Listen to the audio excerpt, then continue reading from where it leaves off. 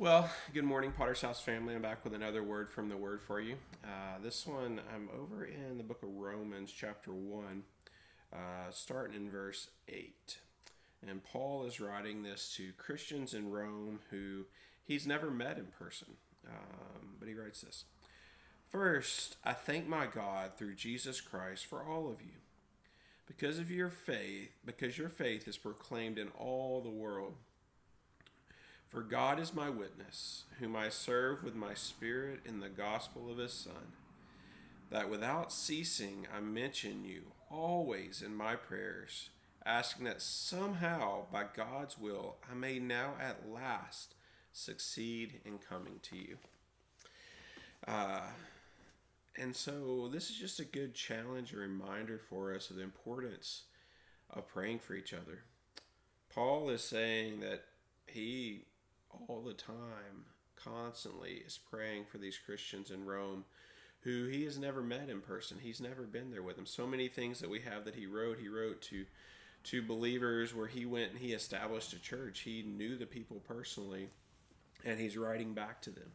What we have in the book of Romans is him writing a book to people who he does not know, and that's why Romans is such a good book for us, because it just lays out all of the essentials. He just kind of covers everything, since he's never had the chance to personally teach these people. But the point I want us to get out of this passage today is the importance of coming together, and the fact that Paul is praying for that. Paul desires greatly to meet personally with these Christians, to interact with them. And that's his prayer that he's praying is God, please let me come together with them, because I want to meet them. I want to shepherd them. I want to teach them. I want to share your truth with them. I want to help them grow deeper in their walk with the Lord. And so in that, I think that can challenge us today, that even though many of us know each other, even though many of us have had that experience in the past, right now we're not really able to come together in that way. And we're missing that. And now there are rumors and rumblings of possibly some new regulations by Easter.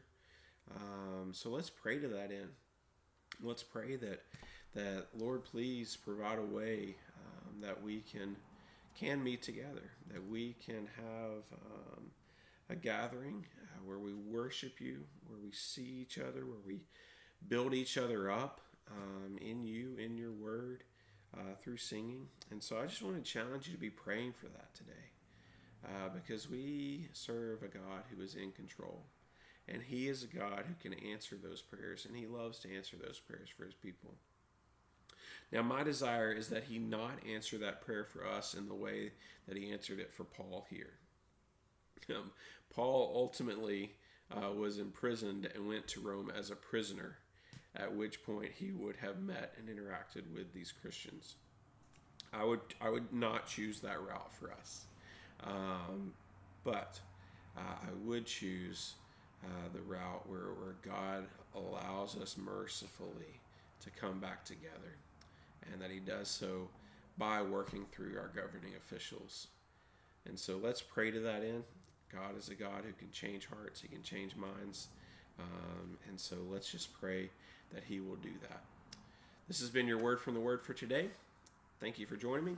I will see you again tomorrow. Bye for now.